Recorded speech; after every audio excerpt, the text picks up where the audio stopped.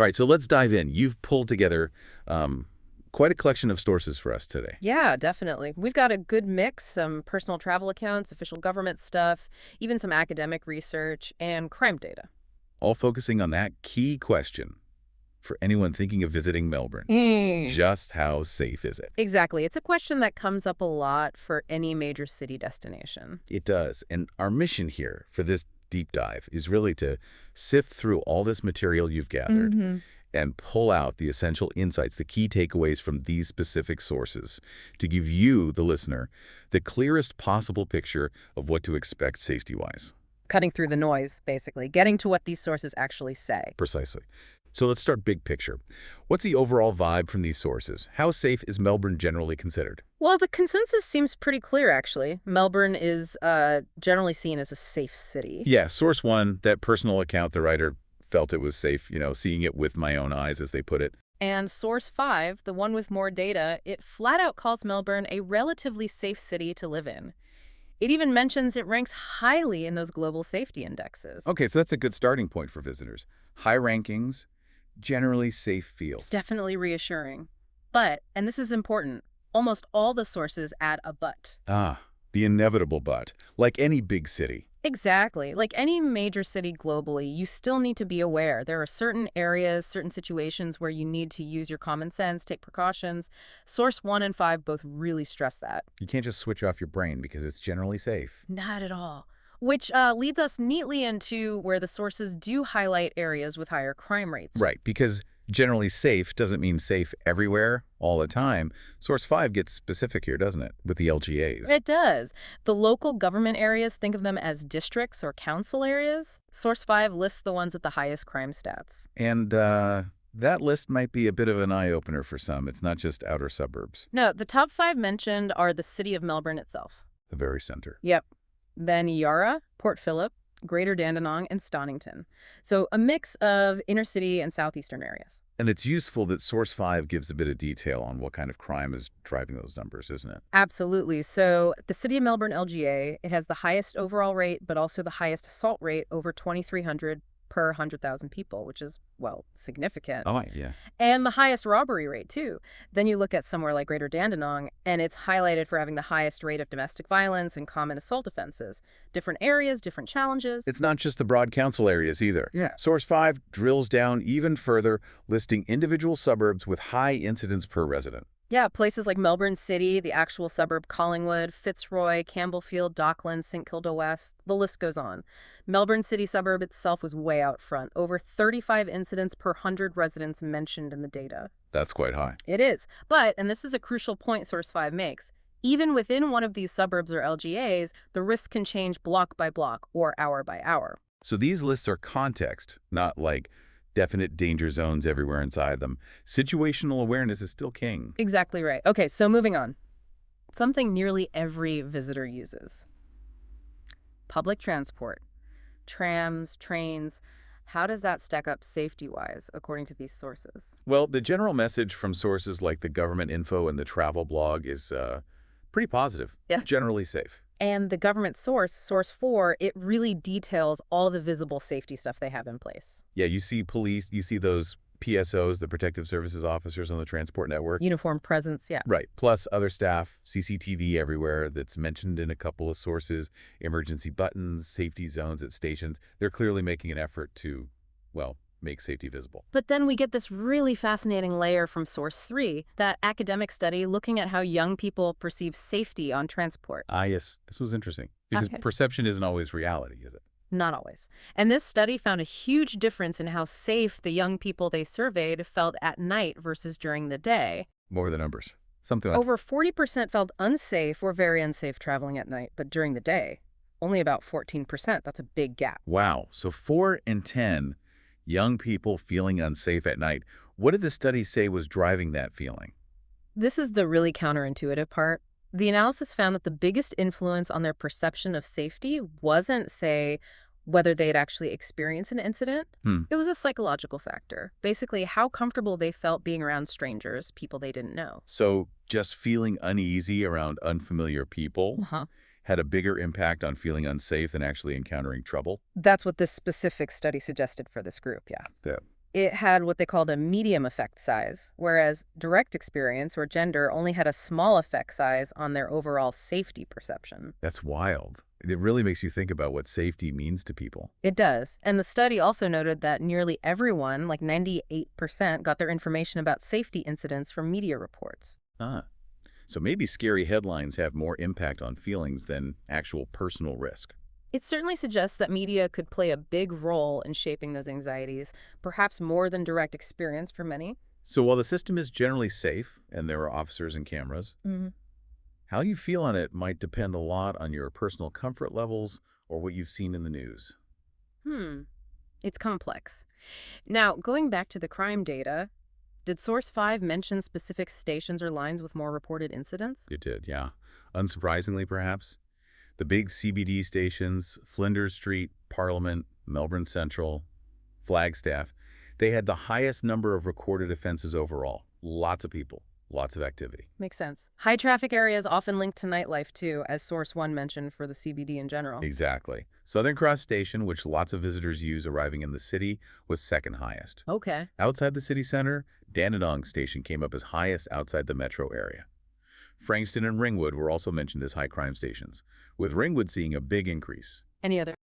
Springvale was noted for drug offenses specifically, and Clayton Station apparently had the biggest percentage jump in crime in the period Source 5 looked at. Right. So again, while transport is generally okay, there are specific hubs, especially the busy city ones and a few others, where visitors should probably be a bit more switched on, particularly at night. Definitely. Which leads us to practical tips. What advice did the sources offer for staying safe, both on transport and just generally out and about? Well, there's the standard stuff you hear for any city, repeated in Source 1 and 5. Keep your bag, your wallet, your phone secure. Keep things close, maybe in front of you in crowds. Right. Don't make it easy for pickpockets, especially mentioned for crowded stations, trams, trains, tourist spots, places with nightlife. Maintain a bit of distance from people who make you feel uneasy. Trust your gut, essentially. And the transport-specific advice from Source 4. Things like watching your step, holding on, not rushing. Yeah, basic physical safety. Plus, using well-lit areas that came up a few times. Stick to brighter spots when waiting or walking, especially after dark. Source 1 also specifically said avoid quiet streets late at night if you're alone. Makes sense. And Source 6, that Reddit thread, had some really practical, almost crowdsourced tips, didn't it? It did. Like trying to look confident, like you know where you're going, even if you don't entirely. Projecting confidence can make you less of a target. Good one. Yeah. And the advice not to stare at people who seem off, just avoid drawing attention or escalating things. Yeah, and I liked the analog watch tip check the time without flashing an expensive phone. Oh, that's clever. And if someone asks to borrow your phone, offer to make the call for them, you keep hold of your phone. Smart. Very smart. Also from that source, thinking about a personal alarm and definitely avoiding headphones at night if you're walking alone. Yeah. You need to hear what's going on around you. All good. Practical stuff. Yeah. Okay, so beyond petty crime and transport, what other potential hazards or dangers did the sources flag for visitors? Well, pickpocketing came up again, specifically linked to crowded areas and CBD nightlife in Source 1. Same advice applies. Be vigilant. Maybe don't carry all your valuables if you don't need to. And Source 1 mentions some maybe less obvious dangers based on personal experience. Yeah, like the weather. Ah. The author found the extreme heat they mentioned 40 Celsius days in summer really overwhelming. That's a genuine safety risk people might not think about, especially heat stroke. Good point. Depends where you're coming from. What about the famous Aussie wildlife, snakes and spiders? Addressed in Source 1. The message was basically, yes, they exist, but the horror stories are often overblown.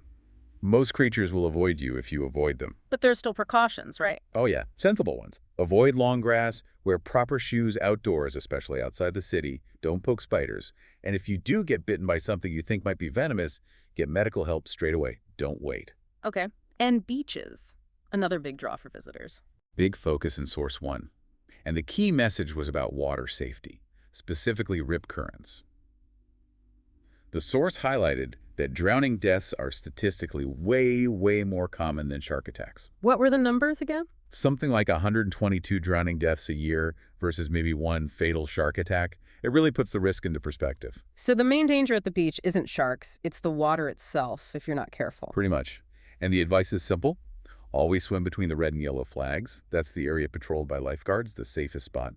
Source 1 also mentioned things like shark surveillance drones and sirens are used too. Good to know. What about scams? Any warnings there? Source 1 had a general warning about bizarre discounts, maybe hinting at tourist traps. Source 5 was more specific about telecommunication fraud, especially targeting international students. Ah, those calls pretending to be officials. Exactly. Calls claiming to be from the embassy or police or tax office demanding money or personal details. And the advice from Source 5. Crucial advice. Yeah. Stay calm. Don't panic or act immediately. Verify everything through official channels. Look up the real number for the embassy or department.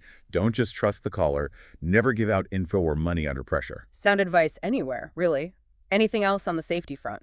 Road safety, civil unrest. Briefly mentioned, road safety generally high standards, seat belts, mandatory, Source 1.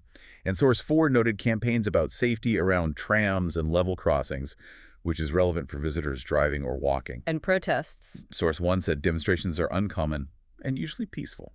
So, less of a major concern based on that source. It's also worth mentioning that the government seems to be looking beyond just reacting to crime. Source 2 talked about a broader strategy. Yeah, the Victorian government's crime prevention strategy. Yeah. Launched in 2021. Big investment. The focus there is interesting. It's about tackling the root causes of crime. How so? Through community partnerships, early intervention, Right. looking at things like housing, education, jobs, Yeah. trying to prevent crime before it happens, not just policing it after. And there were examples like youth programs and initiatives for women's safety in the CBD. Exactly. So longer-term efforts that could, eventually contribute to making things even safer. Got it. And finally, there were a couple of really important practical notes for visitors tucked away in the sources. Oh yeah, critical ones. Source 1. Visitors are not covered by Medicare, Australia's public health system. Yeah. You absolutely must get international health insurance before you travel. Non-negotiable. Super important heads up. And the other point, Also, Source 1, just providing context for LGBTQ plus visitors.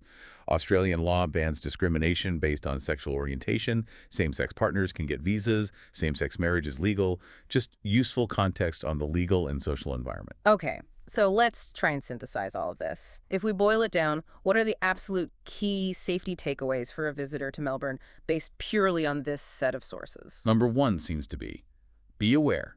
Pay attention to your surroundings, just like you would in any major city. Keep your stuff secure. Phone, wallet, bag, keep them close, especially in crowds, on transport, or out at night. Exercise caution on public transport, particularly at night, and maybe be a bit more vigilant at those specific stations that were mentioned with higher crime stats. Same goes for being out late, especially in the CBD or areas known for nightlife. Maybe avoid walking alone on quiet streets late. Be smart about potential scams, especially those official-sounding phone calls. Verify everything. Understand the environmental risks, check the weather forecast, especially for extreme heat. Know the beach safety rules, swim between the flags, and take sensible precautions with wildlife. And have the emergency numbers. 1000 for urgent help, 131-444 for non-urgent police stuff. So overall, the picture from these sources is Melbourne's a great, welcoming city, generally safe. Absolutely, that comes through. But it's not a bubble. It's a real busy city, and these sources show you need to use your head, take those standard precautions, look after your belongings, be aware on transport, and at night, especially in certain spots. Being informed about these things, even the less likely risks, doesn't have to be scary. It just helps you feel more prepared, more confident, so you can actually relax and enjoy the city. Exactly. And maybe that most fascinating thread we pulled out, particularly from Source 3, it's just how complex safety is. Yeah. It's not just numbers. Right, how safe you feel, that perception piece. Yeah, how much that feeling can be influenced by things like your comfort level around strangers or what you've seen in the media, maybe even more than statistics or your own direct experience. It definitely highlights that psychological side of feeling secure. It really does. It's an interesting thing for anyone, visitor or resident, to think about, isn't it? How is your sense of safety shaped? And how does that, in turn, shape your experience of a place like Melbourne? Something to definitely mull over.